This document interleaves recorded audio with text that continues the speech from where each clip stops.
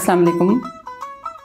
मैं आपकी मेज़बान Nazar Javed agri tourism development corporation of Pakistan के प्लेटफॉर्म से आपसे मुखातिब हूँ। इंसान की सबसे बड़ी चाहत क्या है? खुशी, सेहत और सुकून।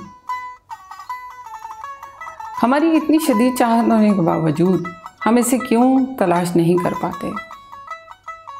इसकी तलाश के लिए हमें एक सेहतमंद ज़िंदगी की ज़रूरत है। एक सेहतमंद जिस्म के लिए सेहतमंद खुराक की ज़रूरत है, लेकिन हमारी खुशी लजीज़ खानों के साथ जुड़ी हुई है। एक सेहतमंद ज़िंदगी के लिए फितरत के साथ जुड़े रहना ज़रूरी है, लेकिन हमारी खुशी दुनिया के खेल तमाशों के साथ जुड़ी हुई है। एक पुरसुकून ज़हन के लिए अपने आप को समझना ज़रूरी है, लेकिन हमारी खुशी दूसरों के साथ मुकाबलाबाजी में उलझी हुई है, जिसने हमारे ज़हनी सुकून को बर्बाद कर रखा है।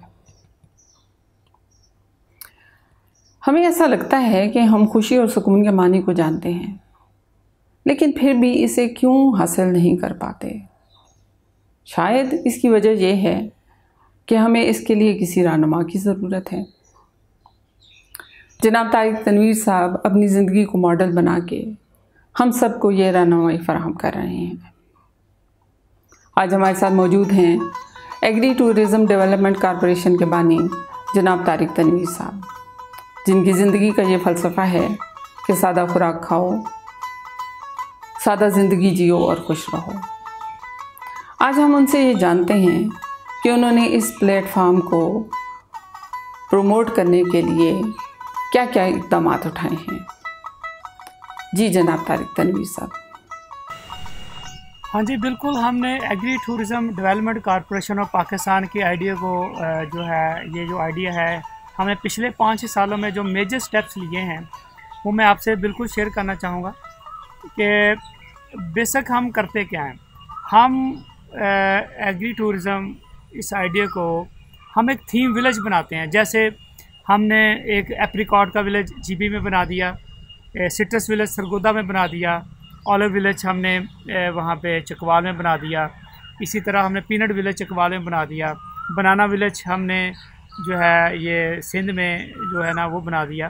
तो बेसिक कॉन्सेप्ट क्या है इस पे पीछे विलेज बनाना, कि एक प्रोडक्ट जो है वो जिस इलाके की वो प्रोडक्ट मशहूर है, जिस इलाके में वो बाय नेचर बहुत ज़्यादा वो ग्रो होती है जिस इलाके में, तो उस इलाके के किसी गांव को हम उस आइडिया के ऊपर एक थीम विलेज बना देते हैं। और फिर उस प्रोडक्ट की वैल्यूडेशन, उसके डिफरेंट जो बाई प्रोडक्ट्स बनते हैं, उसकी ट्रेनिंगें वहाँ की फार्मर्स को कराई जाती हैं। वहाँ पे एक फार्मर कम्युनिटी, एक सोसाइटी डेवलप की जाती है, जो वहाँ के लोकल फार्मर जो हैं वो मिलके बनाते हैं। तो वही फार्मर एज ए जो है ना उसमें अपना एक पूरी सोसाइटी डेवलप कर लेते हैं। रजिस्टर्ड सोसाइटी होती है और वो उसमें प्रेसिडेंट और वाइस प्रेसिडेंट और सारी उनकी पूरी गवर्निंग बॉडी होती है, वो देख रही होती है कि हमने कौन कौन से आइडियाज़ हमने यहाँ पे इम्प्लीमेंट करने हैं, कौन बंदा क्या काम करेगा, टूरिस्ट को कहाँ से हमने अंदर लेके आना है, कहाँ से हमने कौन कौन सी एक्टिविटीज़ हमने जनरेट करनी है। जो हम वहाँ पे फेस्टिवल अरेंज करते हैं उसको किस तरह वो कम्युनिटी जो हमारी लोकल फार्मर की जो कम्युनिटी है वो किस तरह अरेंज करना है। तो ये सारे वो फैसले वो जो है लोकल फार्मर कम्युनिटी जो है ना वो इसके फिर वो फैसले करती है सारे। तो वो एक लोकल विलेज हो गया जो एक थीम विलेज है। जैसे मैंने आपको बता दिया, सिट्रस विलेज है, ऑलिव विलेज है, पीनट विलेज है, एप्रिकॉट विलेज है, एप्पल विलेज है, चेरी विलेज है, तो ये पीच विलेज है। तो ये सारे विलेज इस तरह पूरे पाकिस्तान में एक थीम विलेज बन गए हैं बहुत से, तो कुछ हम अभी अंडर प्रोसेसिंग है सारे। तो फिर दूसरा हम ये काम करते हैं कि जब किसी भी उस फ्रूट की हार्वेस्टिंग हो रही थी, उस वेजिटेबल की हार्वेस्टिंग हो रही थी, उस ग्रेन की हार्वेस्टिंग हो रही होती है वहाँ पे, तो हम वहाँ पे कुछ फेस्टिवल अरेंज करते हैं। तो बेसिकली फेस्टिवल अरेंज करना क्या है कि अल्लाह ताला ने हमारे लिए इस धरती से जो फूड पैदा किया है, जो हमारे लिए सब्जियाँ पैदा की हैं, जो हमारे लिए ग्रेन्स पैदा किए हैं, जो हमारे लिए जो तरह तरह की नेमतें पैदा की हैं, जब हम उसको हार्वेस्ट करें तो उसको विद थैंक्स और विद जायज़ एंड प्लेयर्स के साथ उसको हार्वेस्ट करें और अपनी खुशी में शहर के लोगों को इसमें जो है ना इन्वॉल्व करें, कि ताकि शहर के लोग भी आके आपके देखें कि आप कितनी ज़िंदा दिली के साथ अपनी जो है फसल को अल्लाह ताला के शुक्राने के तौर पर आप हार्वेस्ट करते हैं, तो एक फेस्टिवल का एक समा पैदा कर देते हैं। और वो जब हार्वेस्ट फेस्टिवल होते हैं, ये पूरी दुनिया में होते हैं, तो पाकिस्तान में भी जब हार्वेस्ट फेस्टिवल्स होते हैं फसलों के, तो शहर के लोग भी इसमें आपकी खुशियों में, गांव के लोगों की खुशियों में शामिल होंगे और उसी दिन वो चीज़ें वहाँ से बाई भी कर लेंगे। जैसे शुगर केन है, अगर शुगर केन वहाँ पे हार्वेस्ट हो रहा है, एक शुगर केन विलेज भी हमने बनाया जनावाला के करीब, तो वह उसका गुड़ का बेलना लगा होता है, वहाँ पे गुड़ की डिफरेंट प्रोडक्ट्स बन रही होती हैं। वो कोई मेवे वाला गुड़ बन रहा है, सादा गुड़ बन रहा होता है, वहाँ पे ब्राउन शुगर हमारी बन रही होती है, और गुड़ के डिफरेंट जैसे गुड़ के चावल हैं, इसके डिफरेंट फूड वहाँ पे तैयार हो रहे होते हैं। एक फेस्टिवल का माहौल होता है सारा बेसिकली हार्वेस्टिंग के ऊपर। तो शहर के लोग जब इस फेस्टिवल्स में आते हैं तो वो उनकी खुशियों में शामिल होते हैं, और वो उनको भी मौका मिलता है कि वो देखेंगे इनकी फूड प्रोसेसिंग कैसे होती है, और वो कैसे चीज़ें हार्वेस्ट होती हैं, कैसे फसलें हार्वेस्ट होती हैं, और वहाँ से वो एज ए रिज़ल्ट कुछ चीज़ें अपने साथ लेके अपने साथ चले जाते हैं। तो फार्मर का भी फ़ायदा होता है, कम्युनिटी का भी फ़ायदा होता है। तो बेसिक हमने आपको बताया कि agri tourism development corporation Pakistan ने जो एग्री टूरिज़्म आइडिया को प्रमोट करने के लिए, एक तो हमने थीम विलेज पूरे पाकिस्तान में, कि जिस एरिया में कौन सी प्रोडक्ट कौन सी फसल सबसे ज़्यादा होती है, वन विलेज वन प्रोडक्ट जो है वो स्पेशलाइज्ड प्रोडक्ट जो उस इलाके की पहचान है, उसको हमने हाईलाइट करना है। जैसे सिट्रस जो है, सरगुदा और बलवाल हमारा दुनिया में बेस्ट सिट्रस वैली समझा जाता है, कि हमारा इस तरह का सिट्रस जो है ना पूरी दुनिया में जो है ना, अगर मैं मुबालगा राय ना हो, तो इस तरह का सिट्रस की जो क्वालिटी है वो पूरी दुनिया में नहीं ग्रो होता। तो अल्लाह ताला ने हमें इतना खूबसूरत खिता दिया जहाँ पे हम बहुत अच्छा सिट्रस ग्रो करते हैं, तो उसको हम इंटरनेशनली भी और नेशनली भी हम इसको इंट्रोड्यूस कराएं, हम एक्सप्लोर करें कि हमारा पाकिस्तान में सबसे ज़्यादा सिट्रस ग्रो करने वाला एरिया कौन सा है, और वो विलेज बेसिकली एज ए जो एजुकेशन काम करे, उस विलेज के ही लोग उसको एज ए कम्युनिटी काम करें, और शहरों के लोग जब हार्वेस्टिंग का टाइम हो तो वो वहाँ पे आएँ और इसके डिफरेंट प्रोडक्ट्स भी लेके जाएँ, और उसको एज ए फूड और फ्रूट भी अपना वहाँ से लेके जाएँ। तो one village one product theme village हमने बनाए। फिर वहाँ पे फेस्टिवल्स हम अरेंज करते हैं, हार्वेस्ट फेस्टिवल और इसका जो है इसका सोइंग फेस्टिवल। दो तरह के फेस्टिवल होते हैं। जैसे कोई फसल, जैसे राइस विलेज हमारा कालाशाह काकू में हम एक डेवलप कर रहे हैं, तो जब राइस को लगाया जाता है, खेतों में सो किया जाता है, तो एक फेस्टिवल का माहौल होता है। लोग वहाँ पे आते हैं और वो जब शो करते हैं तो पूरा एक फेस्टिविटी क्रिएट की जाती है सारी। तो और फिर इसके बाद हार्वेस्टिंग फेस्टिवल, दो तरह के उस विलेज के अंदर उसी प्रोडक्ट के ऊपर जो है ना वो फेस्टिवल अरेंज किए जाते हैं सारा। फिर हमने क्या किया कि एक नेशनल डेज हमने डिक्लेयर किए। जैसे आप देखेंगे माँ का दिन मनाया जाता है, बाप का दिन मनाया जाता है, इवन अब तो डॉक्टर्स के पॉइंट ऑफ व्यू जो शुगर का, हार्ट का और डिफरेंट इस तरह के इंटरनेशनल डेज सेलिब्रेट किए जाते हैं। तो व्हाई नॉट इन एग्रीकल्चर? तो हम क्या एग्रीकल्चर में अपनी, जैसे हम अपना ऑलिव डे, हम नेशनल ऑलिव डे डिक्लेयर कर दें, नेशनल किचन गार्डन डे पिछले हम 8-9 सालों से national second Sunday of February every year जो है उसको हम नेशनल किचन गार्डन डे के तौर पर सेलिब्रेट करते हैं, और 8 साल हो गए हैं रेगुलर हम इसको सेलिब्रेट करते हैं। उस दिन क्या होता है कि हम किसी मॉडल किचन गार्डन के ऊपर एक बड़ा खूबसूरत फेस्टिवल अरेंज करते हैं। वहाँ पे बीज देने वाले, वहाँ पे फूड जो सब्जियाँ ग्रो करने वाले अदारे हैं बहुत से, वो वहाँ पे आए होते हैं। जो बीज वाले अदारे हैं वो वहाँ पे बैठे होते हैं, और वैल्यू एडिशन की प्रोडक्ट वाले बैठे होते हैं। तो हमारी ट्रेनिंग कराते हैं घरों में, आपने हेल्दी फूड कैसे ग्रो करना अपनी छतों के ऊपर, अपने घर के लॉन में छोटी छोटी स्पेस को यूज़ करके आपने कैसे किचन गार्डनिंग अपनी सब्जियां खुद ग्रो करनी है। तो ये बेसिकली हम यही करते हैं कि नेशनल डेज़ हम डिक्लेयर कर देते हैं। तो हम मुख्तलिफ़ फसलों के, बनाना का हमने नेशनल डे बनाया, ऑलिव का नेशनल डे बना दिया, और इसी तरह हमने सिट्रस का नेशनल डे बना दिया। तो मुख्तलिफ़ फूड, मुख्तलिफ़ हमारी वेजिटेबल्स, मुख्तलिफ़ हमारे फ्रूट्स, हर फ्रूट का एक फेस्टिवल का सेलिब्रेट किया जाएगा। किस दिन? जिस दिन उसका नेशनल डे होगा। तो नेशनल डे जो है पूरे पाकिस्तान में हर फार्मर अपने अपने फार्म के ऊपर एज ए जो है ना वो इनफरादी तौर पे और इज्तिमाई तौर पे दोनों तरह से इसको सेलिब्रेट कर सकते हैं। और मुख्तलिफ़ जगह पे छोटे छोटे इज्तिमा किए जा सकते हैं, और बड़े एक सेंट्रली भी फेस्टिवल अरेंज किए जा सकते हैं। तो पाकिस्तान में बेसिकली हम मिलों का एक पूरा एक समा पैदा करना चाह रहे हैं कि फार्मर जो है अपनी हर हार्वेस्ट को सेलिब्रेट करे, अपनी हर सोइंग को सेलिब्रेट करे, और शहर के लोग उनकी इस जो है ना सेलिब्रेशन में शामिल हों, और एक फेस्टिवल्स का माहौल बन जाए सारा। तो फार्मर में जब इंटरटेनमेंट आएगी, फ़न आएगा, तो फार्मर का जो बच्चा है वो भी बेसिकली इंस्पायर होगा कि मैंने फ्यूचर में फार्मिंग करनी है। तो बेसिक हम 3 तरह के हमने स्टेप्स लिए। हमने थीम विलेज बनाए जो मैंने पहले आपको बताया, और सेकंड फेस्टिवल्स हमने अरेंज किए। कोई अबाउट 60-70 जो है नेशनल फेस्टिवल्स हम हर साल एनुअली हम अरेंज करते हैं। कभी स्ट्रॉबेरी फेस्टिवल कर रहे थे, कभी गावा फेस्टिवल वो हम शरकपुर में करते हैं, कभी सिट्रस फेस्टिवल, कभी ऑलिव फेस्टिवल, कभी पीनट फेस्टिवल, कभी बनाना फेस्टिवल, कभी मैंगो फेस्टिवल। तो बेसिकली हम वो फेस्टिवल उस गांव में या उस ऑर्चर्ड के अंदर जाके अरेंज करते हैं, ताकि शहरों के लोग जब आएँ तो उनको नेचुरली वो सारा प्रोसेस जो है ना, वो फ्रूट को अपनी असली स्टेट में लगा हुआ देखें सारा। तो फार्मर एज ए होस्ट काम करते हैं। उसमें से डेफिनेटली जहाँ पे इतने लोग आते हैं, वहाँ पे जब लोग पैसा खर्च के जाते हैं तो वहाँ पे प्रॉस्पेरिटी आती है, फार्मर खुशहाल होता है।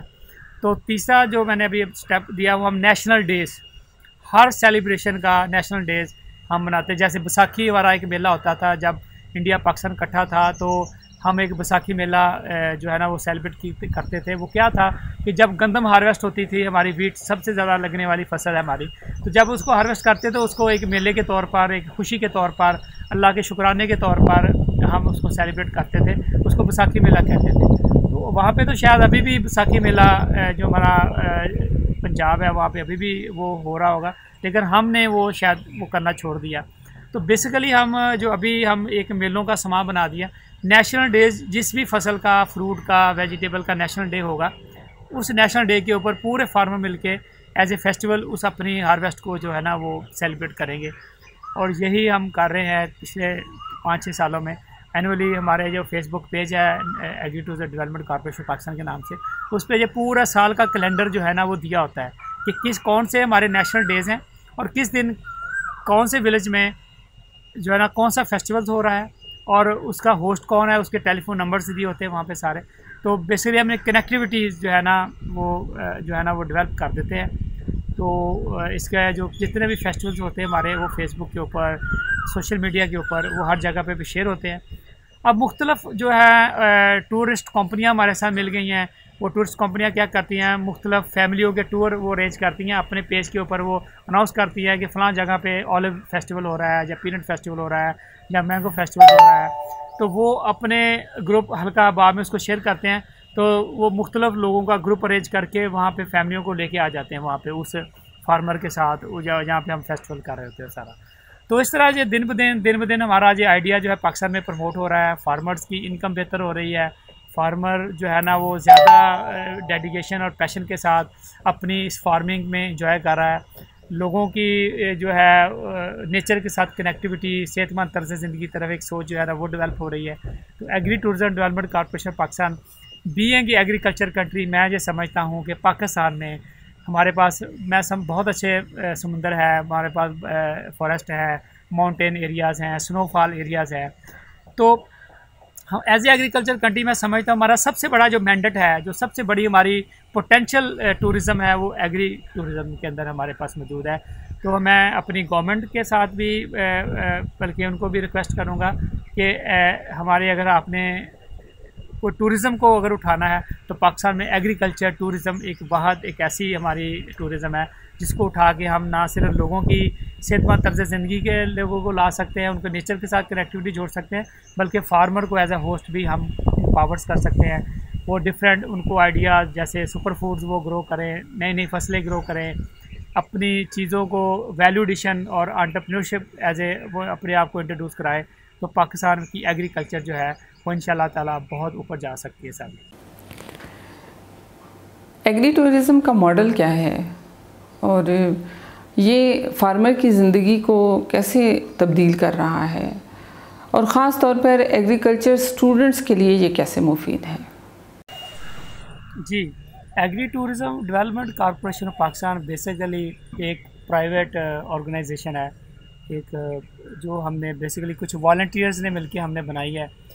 तो ये जो वॉलंटियर्स हैं, ये इनका अपना इंटरेस्ट जो है ना अपने तस्कीन के लिए, अपने शौक़ के लिए और लोगों की खिदमत के जज्बे के साथ हमारे साथ जुड़े हुए हैं कि बेसिकली हमने फार्मर की कम्युनिटी की हेल्प करनी है और हमने एज ए कम्युनिटी जो है ना लोगों में हेल्दी लाइफस्टाइल, सेहतमंद तर्ज़ ज़िंदगी जो है ना उसको हमने इंट्रोड्यूस कराना है। तो ये हमारी जो ऑर्गेनाइजेशन है agri tourism development corporation Pakistan, तो ये बेसिकली इसका हेड ऑफिस अभी कादर बख्श फार्म फैसलाबाद में है और हमारे साथ इसकी बाकायदा इसकी पूरी एक गवर्निंग बॉडी है जिसमें चेयरमैन और आगे नीचे इसका पूरा जो है वाइस चेयरमैन है, इसमें बोर्ड ऑफ डायरेक्टर्स हैं, इसमें डायरेक्टर एंटरप्रेन्योरशिप जो है वो हमारे साथ, director R&D research and development, इत्तलात व नशरियात के डायरेक्टर्स, तो ये पूरे लोग जो है हमारे साथ जुड़े हुए हैं। किचन गार्डनिंग प्रोग्राम्स के हमारे साथ जो है ना बोर्ड ऑफ हमारा पूरा एक डायरेक्टर्स है, डायरेक्टरेट है पूरा। तो हमने पूरे पाकिस्तान की जो एग्रीकल्चर यूनिवर्सिटीज़ हैं या बाकी उनके जो एग्रीकल्चर के जो इंस्टीट्यूट्स हैं उनमें हमने हम एग्री टूरिज़म के पोटेंशियल के ऊपर एक कॉन्फ्रेंस अरेंज करते हैं और वहाँ के जो बच्चों को में हम एक क्लब डिज़ाइन करते हैं। हर यूनिवर्सिटी में हमने एक क्लब बना दिया, एग्रीकल्चर यूनिवर्सिटी में इसका फाउंडर क्लब बनाया। तो इसका एक फोकल पर्सन होता है जो बेसिकली जो है ना हमारे साथ उस यूनिवर्सिटी के साथ हमारा एज ए कोऑर्डिनेटर काम करता है agri tourism development corporation Pakistan और उस अपने मुतल्लिका अदारे के साथ। तो जैसे अगर हम बात करें एग्रीकल्चर यूनिवर्सिटी फैसलाबाद की, उसके मॉडल की मैं बताऊं तो 3 साल पहले हमने पहला एग्री टूरिज़म क्लब वहाँ पे हमने इस्टेब्लिश किया और डॉक्टर शहदाद बसरा साहब जो हैं वो एज ए इसमें फोकल पर्सन इसमें हैं और जो क्लब है उसमें उसी तरह पूरी उनकी एक बॉडी होती है, प्रेसिडेंट, वाइस प्रेसिडेंट और सारा वो पूरा सेक्रेटरी इस तरह सारी। तो उस क्लब का बेसिकली काम ये होता है कि वो अपनी यूनिवर्सिटी के अंदर ही इस agri tourism development corporation Pakistan के साथ मिलकर डिफरेंट एक्टिविटीज़ जनरेट करती हैं, बच्चों में एंटरप्रेन्योरशिप के ऊपर अवेयरनेस सेशंस पैदा करती हैं, क्रिएट करती हैं सारा। तो जैसे एग्रीकल्चर यूनिवर्सिटी के जो बच्चे हैं हमारे, मैं अगर आपको बताऊं कि अगर वो जब वो डिग्री लेते हैं तो उनके पास क्या अपॉर्चुनिटी होती है एज ए जॉब, वो किसी पेस्टिसाइड कंपनी में काम कर रहे होते हैं एज ए मार्केटिंग मैनेजर और इस तरह। तो उन्हें आइडिया नहीं है कि हम कौन कौन से ऐसे बिज़नेस कर सकते हैं एग्रीकल्चर के अंदर जो आगे जाके उनके लिए ज़रिया मुआश का ज़रिया बन सकते हैं। तो बच्चों में अगले शायद चंद सालों में हमारे पास इतनी नौकरियां नहीं होंगी कि जो इतने हज़ारों बच्चे हमारे हर साल फारग तहसील हो रहे हैं यूनिवर्सिटियों से कि हम उनके लिए नौकरियां पैदा कर सकें। तो मेरा ख्याल है कि एग्रीकल्चर में इतना ज़्यादा एंटरप्रेन्योरशिप में पोटेंशियल मौजूद है, इतने ज़्यादा आइडियाज़ हैं। वैल्यूडेशन की बात करें, एग्री टूरिज़म की बात करें और हम एग्रीकल्चर में एंटरटेनमेंट लेके आएँ, एग्रीकल्चर में हम फ़न लेके आएँ, एग्रीकल्चर को हम as a entrepreneurs as a industry अगर हम इंट्रोड्यूस करा सकें तो मेरा ख्याल है पाकिस्तान में पूरा एक एग्रीकल्चर इनकलाब आ जाएगा। और ये जो एग्रीकल्चर के जो बच्चे हैं, स्टूडेंट्स हैं, जो वहाँ से डिग्री लेके निकलते हैं, वो बजाय नौकरियाँ ढूंढने के अपने अपने कारोबार कर रहे होंगे और कई लोगों के लिए नौकरियों का बायस बनेंगे। तो ये बेसिकली हमारे क्लब का एक सबसे बड़ा मोटिव होता है कि अपने बच्चों को हमने एंटरप्रेन्योर्स किस तरह बनाना है, एंटरप्रेन्योर किस तरह सिखानी है, एंटरप्रेन्योरशिप जो है। तो ये क्लब हमारे साथ जुड़ते हैं, उनकी ट्रेनिंगें कराना, वहाँ पे सेमिनार्स वर्कशॉप अरेंज कराना, ये agri tourism development corporation Pakistan का काम होता है। तो मीनवाइल हम कुछ फार्मर के साथ भी काम करते हैं, जो फार्मर्स एज ए कम्युनिटी जो है ना फार्मर कम्युनिटी प्रोजेक्ट्स, किसी गांव के 5, 6, 10 फार्मर मिलते हैं और वो हमारे साथ जुड़ के अपने गांव को जो है ना एग्री टूरिज़म विलेज डिक्लेयर कर लेते हैं और वहाँ की जो एग्रीकल्चर है उसको वो अपने अपने खेतों में जो ग्रो करते हैं उसको वो ब्रांड करके अपने अपने साइन बोर्ड्स लगा के उसकी नोक पलक बना के लोगों को इनवाइट करते हैं कि आप उनकी ज़मीनों पे आएँ, उनके फार्म के ऊपर आएँ और डायरेक्ट उनके साथ रब्ता रखें और उनकी प्रोडक्ट लें। तो फार्मर को भी हम ट्रेनिंग करा रहे हैं और यूनिवर्सिटियों के बच्चों की भी हम इसमें जो है अवेयरनेस सेशंस करा रहे हैं। तो ये हमारा मेजर जो agri tourism development corporation Pakistan का मेजर किरदार है, जो हम मेजर काम कर रहे हैं सारा, वो बेशक इस आइडिया को प्रमोट करना हमारा काम है सारा। जी तारिक साहब, एज अ होल आप इस आइडिया को कैसे देखते हैं और आपके इस आइडिया से हमारे इस प्लेनेट के ऊपर क्या फ़र्क पड़ेगा? Agri tourism as a whole अगर हम देखें तो बेसिकली एक आइडिया है, एक एक्सपीरियंस है, एक तजर्बा है जिसमें हम इंसान की एग्जिस्टेंस को इस प्लेनेट के ऊपर खूबसूरत करना चाह रहे हैं। तो इंसान के अंदर एक एग्जर्शन होती है जिसको वो बाहर निकालता है इंसान की एग्जिस्टेंस जितनी खूबसूरत होगी इस प्लेनेट के ऊपर, उतनी ही उसकी एग्जिस्टेंस भी खूबसूरत होगी। तो जब फार्मर है वो फार्मिंग तो कर रहा है, अगर वो उसको आसान तरीके से प्रॉपर उसको बड़े खूबसूरत तरीके से अपने फार्म को ब्यूटीफाई करके बड़ा खूबसूरत अपने फार्म को मैनेज करके वो फार्मिंग करेगा, तो बेसिकली वो अपनी एग्जर्शन को वो खूबसूरत कर रहा है, अपनी अंदर की खूबसूरती वो निकाल के बाहर रख रहा है। तो वो क्या होगा कि इससे इस प्लानट में खूबसूरती आएगी, इंसान की एग्जिस्टेंस इस प्लानट पे खूबसूरत होगी, और जो लोग एज ए होल अब आएंगे उसके फार्म के ऊपर, उनकी भी एग्जर्शन जो है ना वो ज़्यादा खूबसूरत होगी, क्योंकि वो वहाँ पे जाके वो कुछ तो ख़रीद रहे होंगे, कुछ वहाँ पे देख रहे होंगे, लेकिन कुछ एक्टिविटीज़ भी कर रहे होंगे, और जो एक्टिविटीज़ वो कर रहे होंगे उस फार्म के ऊपर जाके, वो बेसिकली उसकी एग्जर्शन को खूबसूरत कर देगी। तो ओवरऑल एज आ होल अगर हम बात करें तो एग्री टूरिज़म एक ऐसा आइडिया है, एक ऐसा तजर्बा है ताकि इंसान की एग्जिस्टेंस को इस प्लैनेट पे जो है ना वो खूबसूरत बनाया जा सके। पाकिस्तान एक एग्रीकल्चर कंट्री है, लेकिन हमारे यहाँ फार्मर की हालत, माली हालत बहुत बुरी है। तो आपके ख़्याल में एग्री टूरिज़म के साथ जुड़ के एक फार्मर की माली हालत बेहतर हो सकती है? अगर ऐसा है तो अपने एग्री टूरिज़म के हवाले से कुछ सक्सेसिव स्टोरीज़ हमारे साथ शेयर करें। हाँ जी बिल्कुल जी। अगर हम सक्सेस स्टोरीज़ की बात करें, जैसे आपने पूछा कि मैं आपके साथ कुछ सक्सेस स्टोरीज़ शेयर करूं, तो मैं दो आपको सक्सेस स्टोरी, वैसे तो अल्हम्दुलिल्लाह अगर हम बात करें पूरे पाकिस्तान में agri tourism development corporation Pakistan, जैसे मैंने आपको बताया 50, 60, 70 के करीब हम एनुअली फेस्टिवल अरेंज कर रहे हैं, हज़ारों लोग इस फेस्टिवल्स में आते हैं, और फिर हमने कोई बहुत से थीम विलेज बना दिए, बहुत से नेशनल डेज़ एग्रीकल्चर के अंदर हमने डेवलप कर दिए, फिर हमने किचन गार्डन के ऊपर और बहुत सी चीज़ों के ऊपर इस तरह की चीज़ें, लाइफस्टाइल डेयरी सेक्टर में नेशनल बैफलो डे एग्री टूरिज़म ने जो है ना पाकिस्तान में डिक्लेयर किया कि हम अपनी जो हमारी ब्लैक गोल्ड है, जो हमारी भैंस है नीली रावी, उसको पूरी दुनिया में प्रमोट कर सकें, हम बता सकें दुनिया को कि अल्लाह ताला ने हमें कितनी खूबसूरत ब्रीड जो है ना वो बैफलो की दी है। तो एज अ होल तो हमने बहुत सी सारी सक्सेस स्टोरीज़ हैं, लेकिन दो सक्सेस स्टोरीज़ मैं आपके साथ अभी जो आपको शेयर करना चाहूँगा कि यहाँ पे पाई फेरू के करीब हेड बलोकी के करीब एक राना साहब का एक फार्म है जो बैम्बो वो ग्रो करते थे।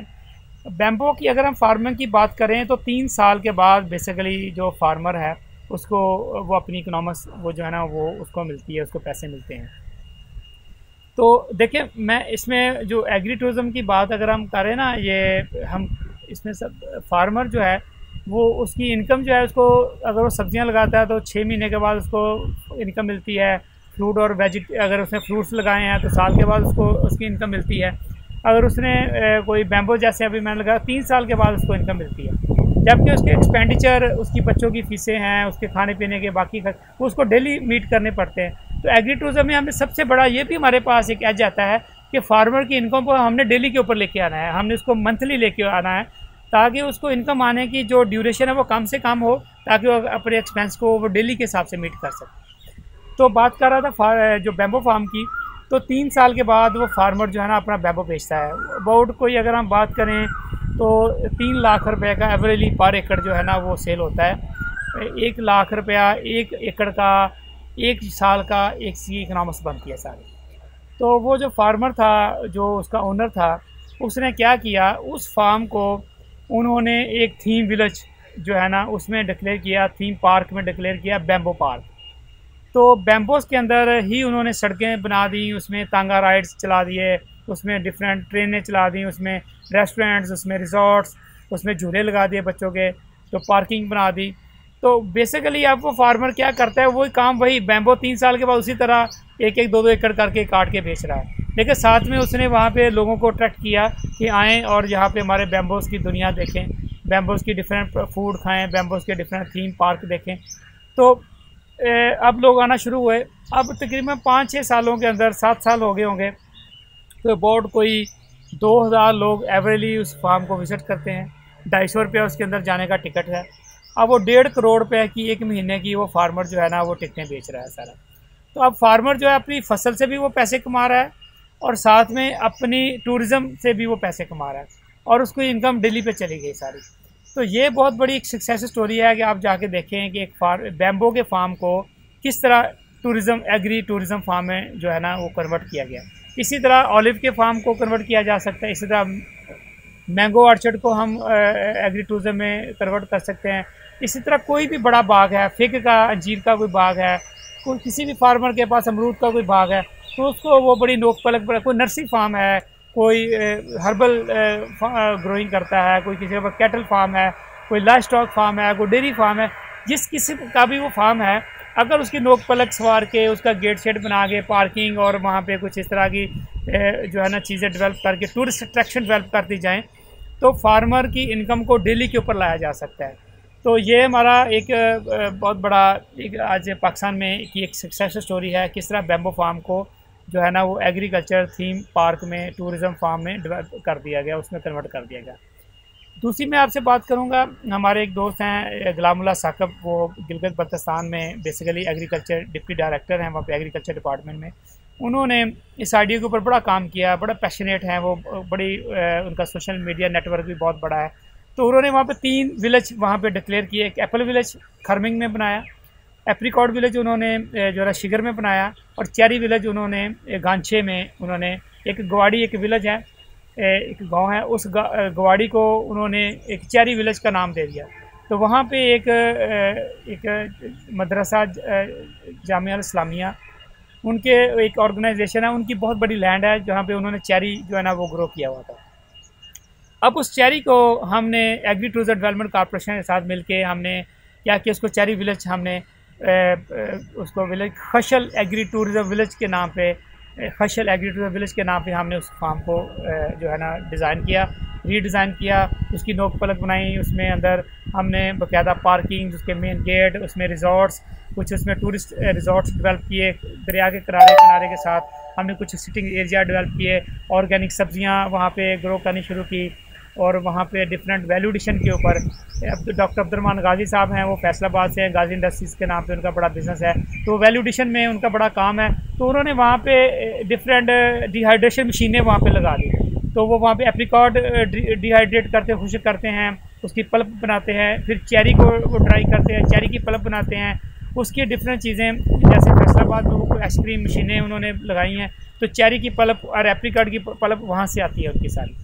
तो ड्राई एप्रिकॉट अब पूरी दुनिया में जा रही है, पाकिस्तान की ड्राई चेरी जा रहा है वहाँ से सारा।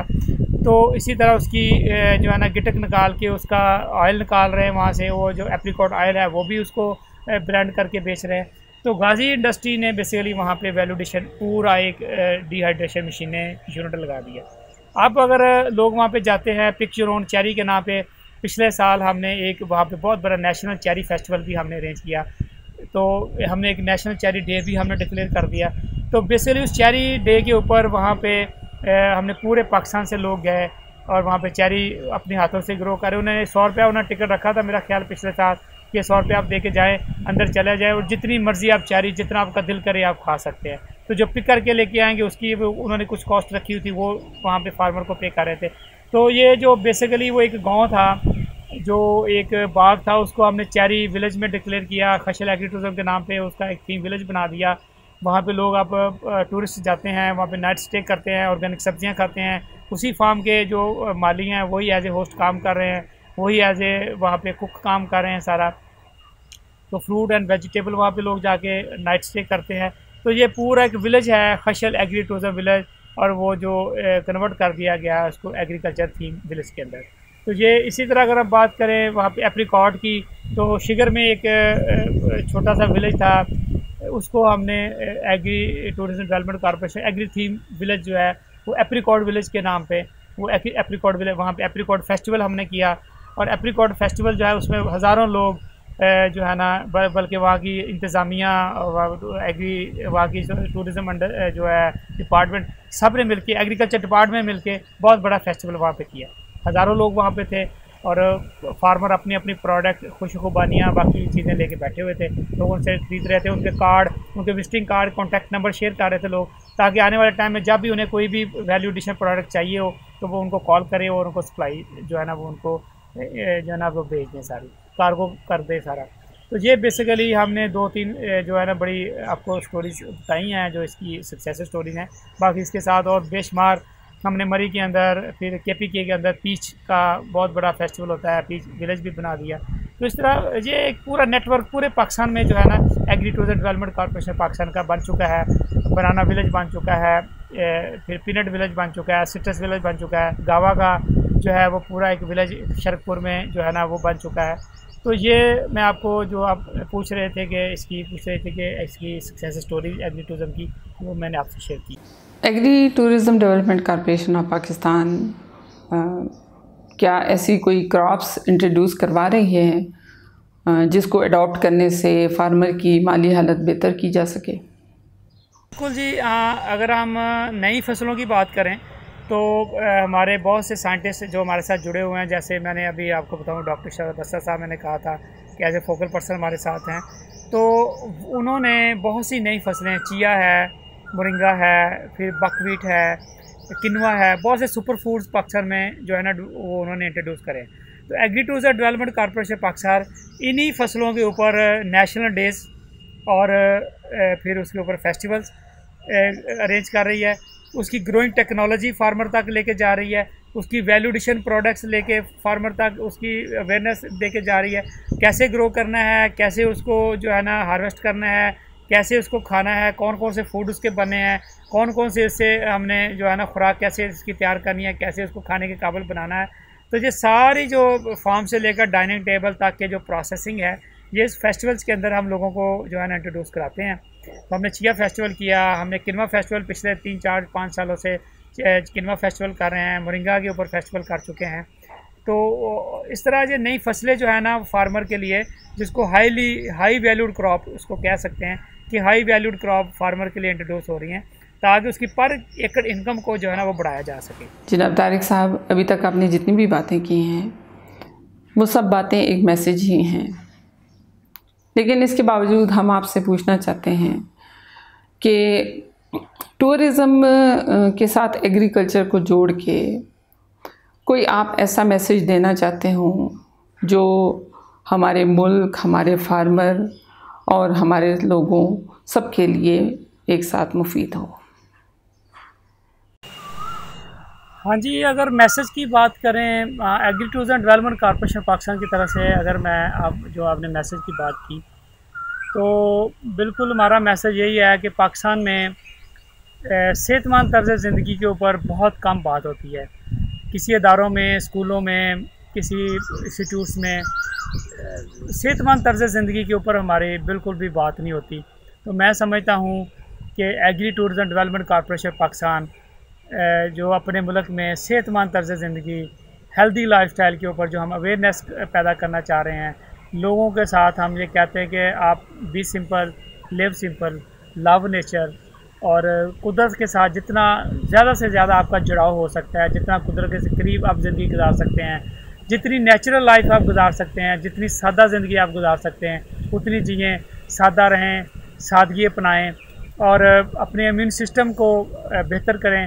अपनी ज़्यादा से ज़्यादा खुराक जो अपने घर में किचन गार्डनिंग करें, अपना इस धरती के साथ, इस मट्टी के साथ अपना तल्लक जोड़ें, और जितना आपकी कनेक्टिविटी नेचर के साथ मजबूत होती जाएगी, जितना आप नेचर के करीब रहना शुरू कर देंगे, उतना ही आपका इम्यून सिस्टम बेहतर होगा, सेहतमंद तर्ज़ ज़िंदगी आप अपनाएंगे, और आपको ये छोटी मोटी बीमारियां जो हैं, ये टेंशनें, परेशानियां आपका कुछ भी नहीं बिगाड़ सकेंगी।